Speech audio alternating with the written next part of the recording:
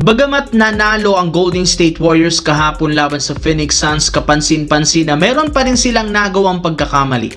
Hirap na hirap nga silang tambakan ng Suns sa loob mismo ng kanilang bahay. Kung inyong ang matatandaan, hindi ganon kadominante ang Golden State since dapat sana'y tambakan na nila ito.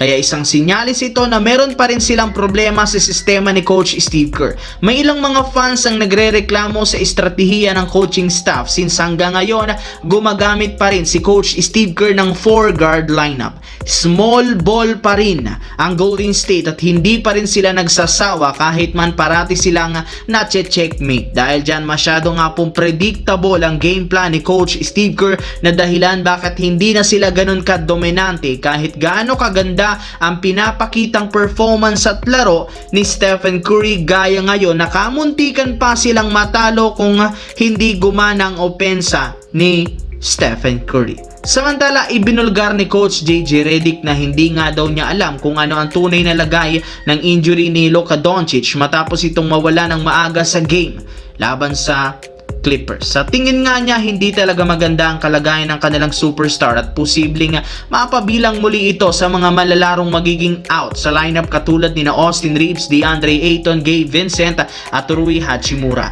5 sa mga key player ang mawawala sa lineup ng Lakers sa mga susunod na laro. Kaya wala silang ibang maaasahan ngayon kundi si LeBron na kailangang ibalik ang kanyang dating tunay na laruan.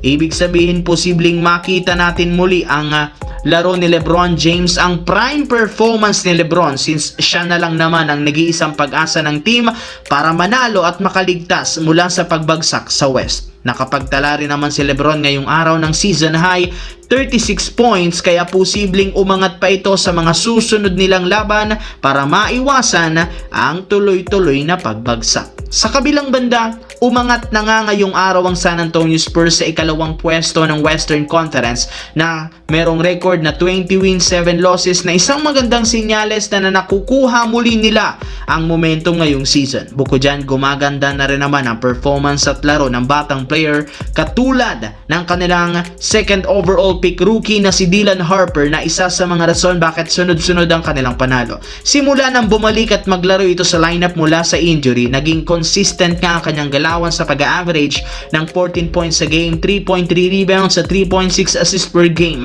sa kanyang 48% shooting. Hindi na rin naman ito kinailangan pang mag-adjust sa playing style ng liga dahil sanay na nga siyang maglaro. Pinutol na rin naman ito ang sumpa ng isang second overall pick kung saan kung inyong matatandaan karamihan ay mga bust o di kaya ay nagtatamo ng malalang injury. Kaya sa pinapakitang performance si Dylan Harper mukhang hindi talaga nagkamali ang Spurs sa pagkuha sa kanya.